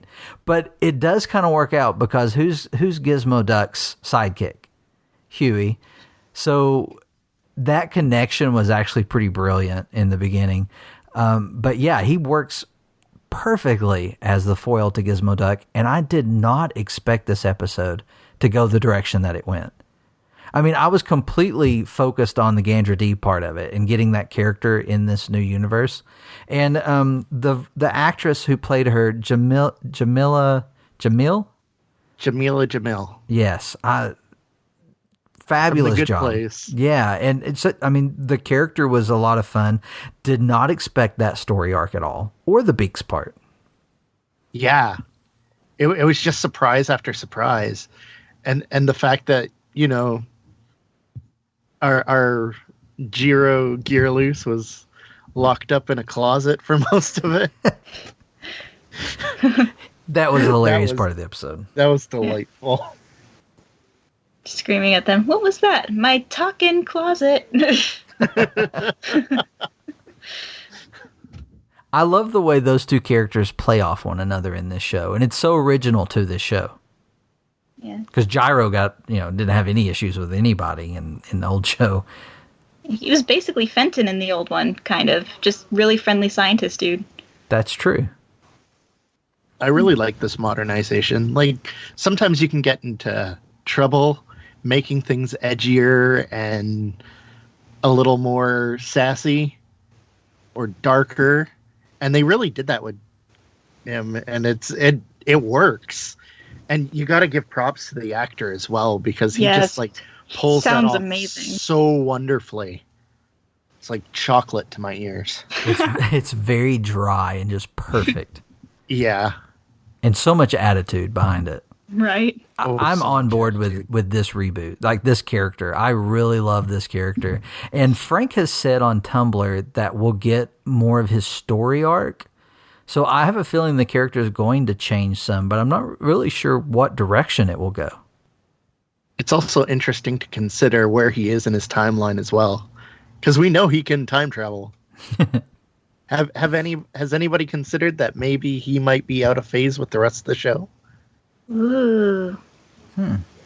Trippy. That would be pretty wild. I'm excited to find out what he's afraid of, because someone asked Frank, like, is Gyro afraid of anything? And he said in all caps, like, yes, big spoilers. It's like, ooh. You know, is that like a big kind of like, I don't know, like issue with Scrooge firing him, or like something about the spear of Selene because he built it or something, or is it something like he's afraid of spiders and they have a funny gag planned out that they don't want to reveal? Well, that scene in Shadow War, I think back to that because that's one of my favorite scenes when Magica's just whipping everybody and she catches Gyro and he's like, "You'll never take me alive," and he's like, "Please take me alive." Yeah. And then he's there in front of her and Scrooge is stuck in the coin. And he's like, I'm buddy. I don't remember exactly what he says, but he's like, I'm buddies with Scrooge McDuck. And she's like, is this your friend or a work acquaintance? Blink twice or whatever. And he's disappointed that Scrooge says he's a work acquaintance, which, we're all assuming he was saving his life. But yeah, so I can definitely see that character having more heart and something that we see, more character development for him. But I really like him where he's at. Yeah. How do you guys feel about Gandra D? It's like they fixed everything that was wrong with the 87 Gandra D. Honestly, can I just say that? Absolutely. I was watching an old episode because most of what I remember from my childhood is Darkwing Duck on Toon Disney. DuckTales rarely played during the day. So I just have some memories of VHS tapes at daycare and stuff. So I didn't really know Gandra D, so I looked up an episode that had her in it, and I was just I couldn't stand just the weird one-dimensional kind of, yeah. So she was a plot device. I mean, in those episodes, she was the character that was going to create a situation that made it difficult for Fenton to be Gizmo Duck. Yeah. And so it was nice to see her like a person this time. Just three-dimensional and struggling with right and wrong and all those kinds of things. It would be kind of nice in the future to see maybe her becoming a little more morally compatible with Fenton, I think, because we already kind of have the whole good boy, bad girl thing going on with Scrooge and Goldie, and it would be nice if, Fenton and Gandra could be a little more on the same page in the future, maybe. Well, she's in trouble because Mama's coming to find her to destroy her life. Oh yeah. That confrontation is going to blow us away. So their dynamic reminded me, again, I'm going to date myself, but Batman Returns, Catwoman versus Batman. Yes. The Bruce. Yes. It was that kind of relationship where they kind of are enemies, but they're not. She's working with someone they don't want to.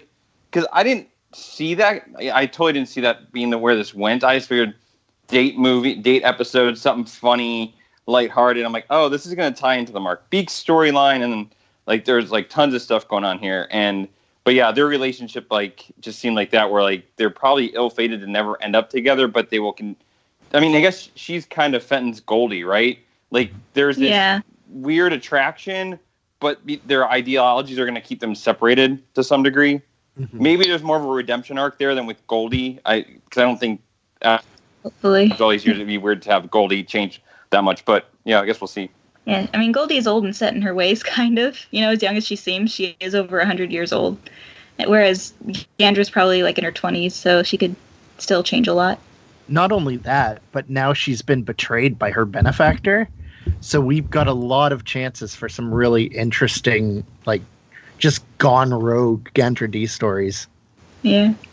Yeah, I think the Catwoman reference in Batman was perfect. I think that's what we're going to see for a little while.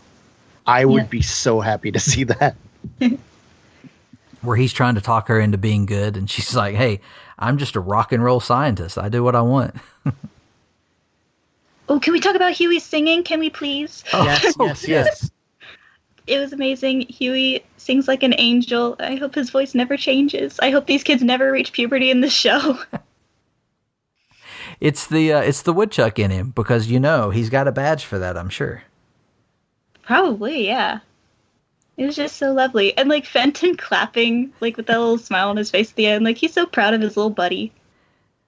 Now, before we move beyond this episode, I want to point out one thing that I was really excited about, because for anyone who's listened to our podcast a few times, I usually correct myself after saying Fenton a few times. And Webby kept saying his name, Fenton. I don't know if y'all picked that up, but I was excited to hear that in the episode. Yeah. I thought that was just your accent. Well, it is. It's fine. I mean, but for me, like, I'll say it and I'll be like, oh, it's Fenton. But Fenton. Yeah. I think it's an accent thing. I love how in the old series his mom said Fenton, and in this one she says Fenton. It's like, oh, I love it. Yeah. Yeah, like, because I'm Canadian, I say Donald when I say Donald. Ah. Like, I don't pronounce the final D. And sometimes I'll spell it out like that because it's adorable. And people who follow me seem to like it. But I genuinely do know his name. I just pronounce it a certain way. Don't kill me. I'm Canadian. Who would kill a Canadian? Right? Even if they do bleed maple syrup. We are delicious. They also have milk in bags, but that's a whole different tangent. Dude, that's cool. Okay, I've lived in Canada my entire life. I've never seen milk in bags. That's from another podcast I listen to. They make fun of the Canadian guy and talks about milk in bags. Anyway, tangent. You mean bags? Milk in bags? Yeah, I've heard it's more of like a Toronto thing, but you have to like really look for it to find it.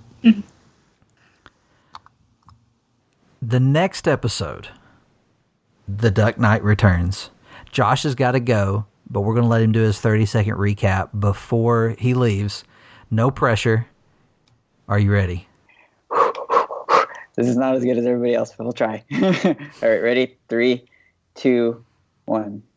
Launchpad and Dewey go to meet Jim Starling, a.k.a. Darkwing. Jim is a washed-up actor. Launchpad faints on whenever he gets close to Darkwing and lands on Drake Mallard. Dewey sees Darkwing is trending and a new movie's coming. Scrooge is making a new gritty Darkwing movie, but doesn't really want to spend any more money on it.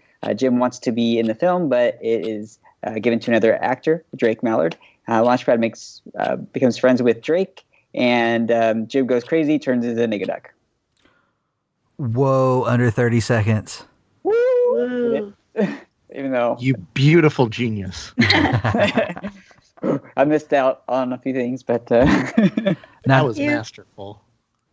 Josh, I know you've got to go, but before you go, you want to gush over this episode for just a moment? It was an amazing episode that I think we were all waiting for more Darkwing Duck. It seems like more of a origin story of how there is a new Darkwing Duck, and then Negaduck being the old Jim. I want to say Jim Cummings, but Jim Starling, who was the original Darkwing Duck, kind of let his greed and wanting to be Darkwing Duck to kind of overtake him, and he kind of turned evil from doing that. And I don't know, it's just there's just so much stuff in this episode that was just so amazing. All this Darkwing Duck art, the Darkwing Duck little like nuances that were hidden in the episode, and it just was something that we can probably talk about a whole podcast on. So I'm anxious to hear what everybody has to say about it, and it just for someone who grew up loving Darkwing Duck, this was like almost a dream come true. I think we'll take several podcast episodes to talk about this one episode for us. And I apologize to everyone else. That's just part of our fandom. I mean, it's just the character we love. So we actually have some stuff planned where we'll talk about it more. And but we wanted to go ahead and include it in this episode of the podcast, even though we're maybe not going to go as deep on this episode as we have the other 4. But man, I know you got to go. Thanks for joining us tonight, and we'll talk with you tomorrow. Yeah, good night, guys. Good talking to y'all. Bye, Josh. See you, Josh. Bye. I do think it was just like the perfect DuckTales episode, and I say that not because it was about DuckTales, because I mean it just was kind of about DuckTales, but they have such a great crew. Everyone working on this show is amazing, and I would love to have a moment in the writer's room and just to be able to hear the conversations.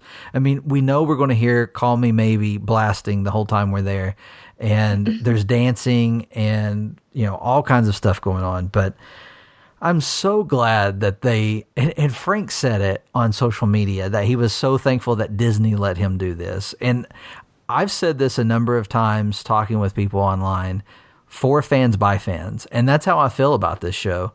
And I know Frank's a huge fan of Darkwing Duck, just like we are. It was so funny when you think back to when they first introduced the character and people were like, wait a minute, you can't do this. You cannot make this character this. And I kept going back to, why did they give him a different name, you know, and trying to think that through. Never had a good explanation for what they were going to do. But I was very secure in the fact that Tad Stones kept going, oh, just give it a minute. It gets good. And he was like, listen, they know what they're doing. This is good. It was a wonderful tribute to Jim Cummings, too, to give him that name. Yes. And really put him on the spot as such like a prolific actor with so much skill and so much range, and to be able to do so much with just his voice. And then just like play that up with like making him play the saxophone and directing himself and writing his own lines and stuff. And it was just, it's been hysterical, and it's been such a ride. This episode was an accumulation of little hints and little inside jokes that just added to the world building, and seeing this all come together. This episode is an absolute master. Speaking of which, The Duck Knight Returns was directed by Tanner Johnson, beautifully directed by Tanner Johnson. Well done. Written by Frank Angones. Great job. Storyboard artist Vince Aparo, Emmy Cicerega, and Ben Holm. And thank you guys. Phenomenal. I didn't see it playing out exactly how it did, but once the train started, once it started moving and I started seeing the pieces, as soon as that character showed up, and I was like, man, that's a very similar looking head. And I was like, I can see where we're going now. And then, you know, his biggest fan. Did you notice how the beak's different? I don't know if anybody else caught this.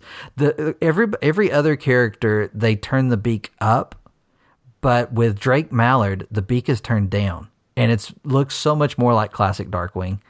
I loved it, even though the cheek tufts are very, very sharp. Yeah. I enjoyed the they character. Still do the thing where, like, if he poses his mouth a certain way, his the side of his beak gets like hidden into it, and that was a beautiful little touch I noticed that I just appreciated as a callback to that design.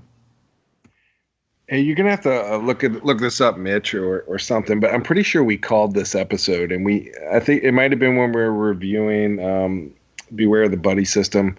We said that wouldn't it be cool if Jim Starlin, the actor, inspires a Drake Mallard out there who watches Darkwing Duck show to become actually Darkwing Duck? Yeah, we did. We threw so many different ideas out there, but that was one of them that we talked about because, I mean, I didn't see Jim Starling, the actor, becoming Darkwing Duck the Vigilante. Boy, I did not expect him becoming the Vigilante's arch nemesis either. So, but yeah, we did. We talked about that. I keep going back to the reference that Launchpad had when he's telling Dewey about the show, and he says, oh, that's Jim Starling. He took a lot of hits in later episodes, but he just kept getting back up. And it's like he took a lot of hits to the head, obviously, because he's gone a little crazy. And you could see it in the beginning of the episode. He's very full of himself, which is kind of Darkwing-ish. It was very on point until he started getting all evil. And even Launchpad calls him out on it. He's like, I can't believe you're saying these mean things. Never meet your heroes. Question. At the very end, it looked like all that like purple paint was kind of coming off of him. So was he actually Negaduck this entire episode? It wasn't that he went crazy when they replaced him. Was he bad the whole time, or? Whatever happened in that explosion definitely changed him. He was already changing emotionally, and you could see it with like the progression of his eyes throughout the episode. They kept changing and becoming more intense, and his tone would become like lower and more menacing. And whatever happened in that explosion melted wiped the away. Purple off his suit. That's kind of cool, actually. Yeah, very symbolic. Well, it's an artistic way of showing, just like, you know, Jim Starling is gone. Dun dun dun. Now we have Negaduck. Yeah. Can we like talk about Oh, I hope I don't mess up his last name. Chris Diamantopoulos. Yeah, I can't get his. I don't know that I could get his name, but yeah, he's the voice of the Mickey Mouse and the Mickey Mouse shorts, and he also voiced Storkyles. Yeah, and now he's voicing Drake Mallard, and he does a really, really good Jim Cummings in certain moments. For a little while, I thought, is this just like one more Jim Cummings voice? Is Jim Cummings like tweaking his voice a little bit so he doesn't sound exactly like himself? But then I looked and was like a different guy. Trying to sound more like Jim Cummings. I'm like, oh, this is so good. I thought the same thing. Yeah. It was a great handing of the torch to Chris, because Chris could be like the new Jim Cummings, where he's doing the voice of Mickey, Darkwing Duck. And who was the guy before Jim? He voiced like old Winnie the Pooh and like the mouse in Aristocats, but he had that kind of voice. Yeah. I forget who it was, but this could be like the next guy, and he did such a good job. Yeah, I feel like if he had to be the Darkwing Duck for whatever they use Darkwing Duck for now, that I'd be fine with that. And I'm sure Jim would be, and Jim gets to do the Jim gets to be the bad guy, I'm sure he would love that too. And he was the original Negaduck as well. Yeah.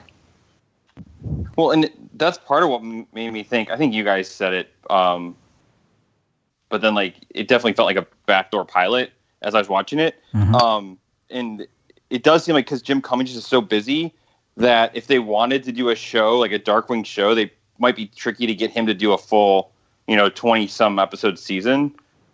But Chris probably is a little more free to do stuff right now. Because, you do the Mickey Mouse shorts. I think those are one a month. And then he's got Storkyles. I'm sure he's doing other stuff too, but he might just have better availability overall to be on a show full time. Yeah, that's very likely. That's me dreaming. They haven't said that, obviously, but it seems like they set it up to do that. Whether or not it's just, who knows? Disney could do it. Disney Channel could do it. Disney Plus could do it. Many opportunities. We'll have to wait and see. Yeah, we've heard in the past that Disney knows there's a lot of people interested in Darkwing. And really it goes back to the Boom Studios comics, the Kaboom publisher. And they know there's people that love the character. They've looked at various outlets and stuff, but nothing. Of course, when we made the comment, I really watched that episode thinking this feels like a pilot.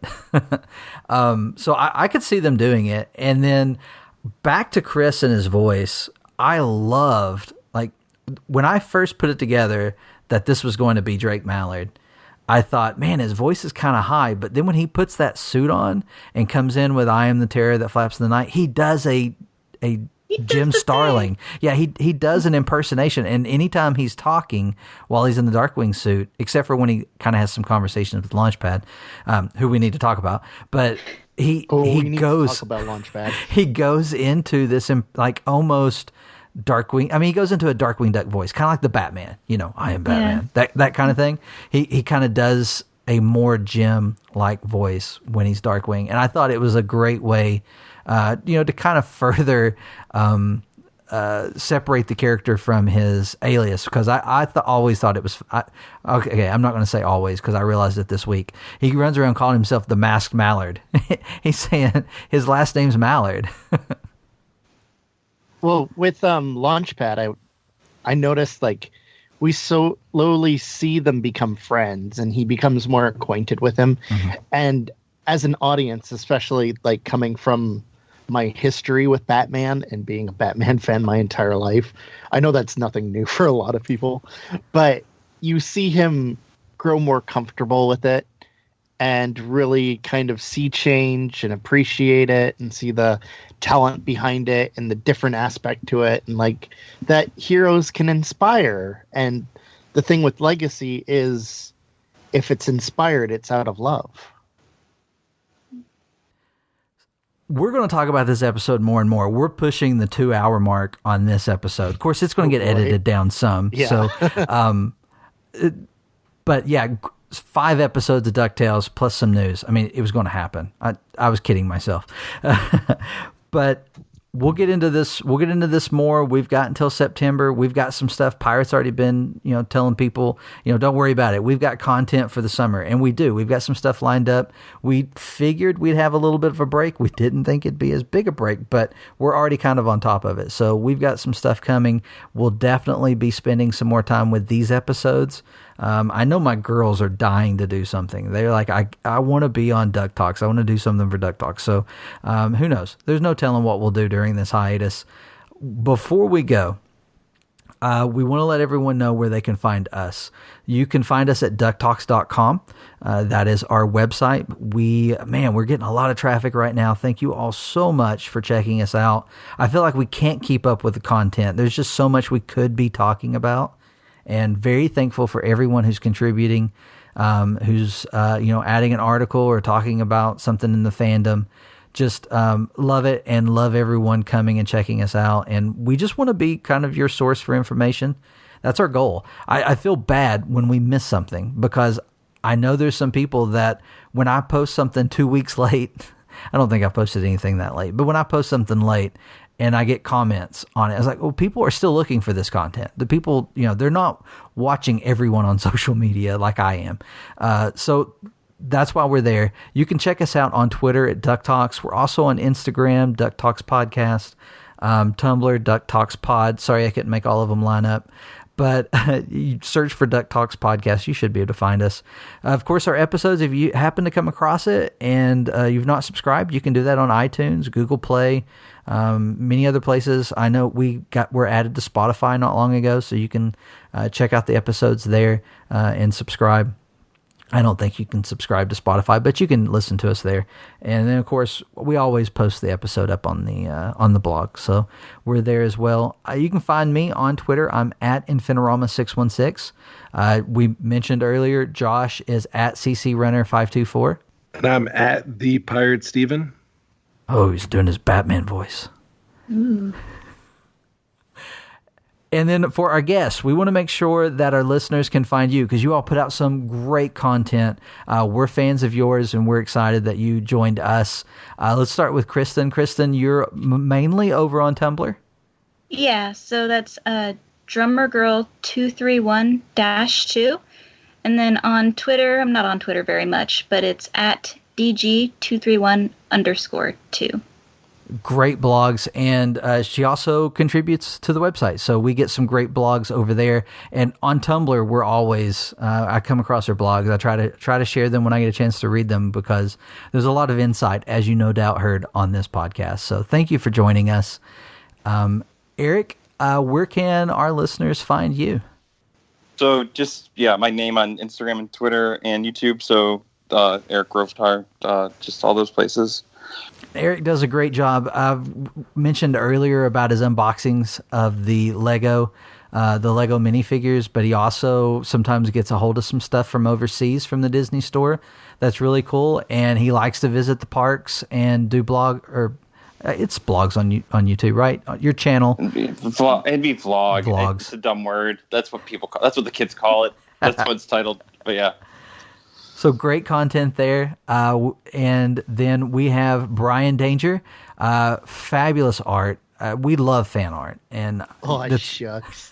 It's one of the things that we love about the fandom. There's so many talented people who are sharing fan art. You're one of our favorites, obviously. Thank you. And we're always excited to see the next drawing that you share. You just had a great Della image that you shared on social media. Where can people find you?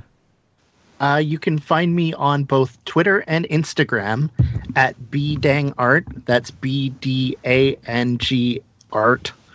And then on Tumblr, you can find me at b-dangerous. And are commissions currently open or closed? They aren't. I am working on a special project with Disney Dan, for those of you who are in with the Disney YouTube crowd. But once this kind of wraps up in a few months, we'll take it from there. Yeah, I meant to mention that earlier, actually. We are friends with Dan. My kids think Dan is the biggest celebrity online that they've ever heard of. They were really impressed when they met Pirate Steven and found out that he was friends with Dan. Oh, no way. Yeah, Dan is like one of the coolest guys I've ever met. I've never seen someone more excited about what they do. And it's truly an inspiration. The guy is phenomenal. Well, we look forward to seeing more of that project. And then, you find that you like Brian's art, make sure you're following him for when he says commissions are open.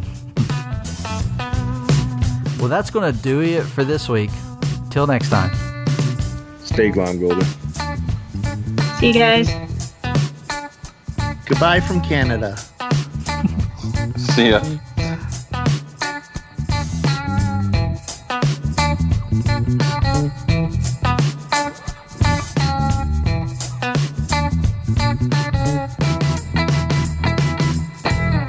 DuckTalks is intended for entertainment and information purposes only. Any sounds or audio clips played on this podcast are the property of their copyright holders. All right, I hit the button. It's the week of Sunday. What month is it? May? Okay, let me try that again. I do it on purpose. Early. Do what? I said the bloopers are starting pretty early if you can't get the month right. Well, I did post about Donald's birthday in May, and it was, supposed to be June. Anyway, I deleted that quick. It's the week of Monday. No, it's not. It's Sunday. I'm going to mute myself, sorry. While I laugh in the corner. Okay, you can mute and laugh. It's the week of Sunday, May the 19th, and you're listening to episode 69 of DuckTalks. Yeah, it's part of what they're advertising for his 85th. That's the one thing that's already. Oh, I think you dropped off. It's at Shop Disney right now. Did I? Yeah. Try it one more time. All right. What did I say?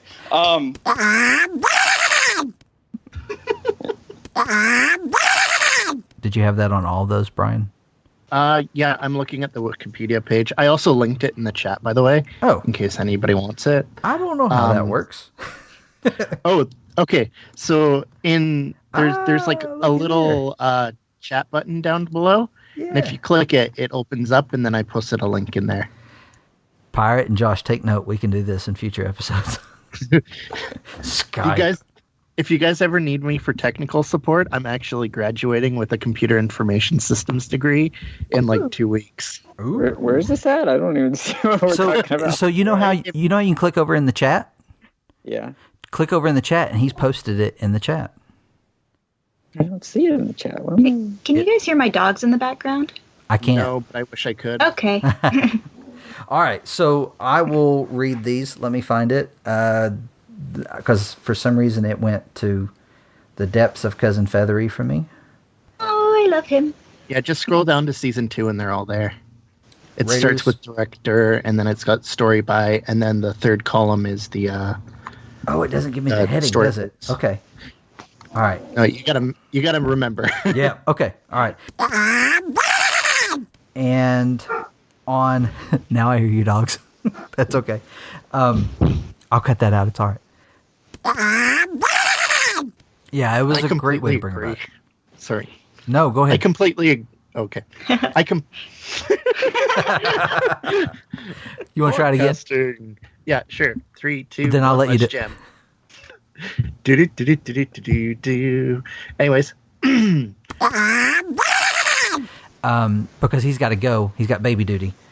Not a duty, but he's got to take care of the baby. It might be. Right. He's like literal. Yeah. All right. Duty.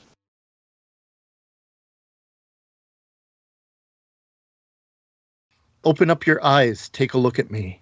If the picture fits in your memory, I've been dreaming by the rhythm, like the beat of a heart, and I won't stop until I start to stand out.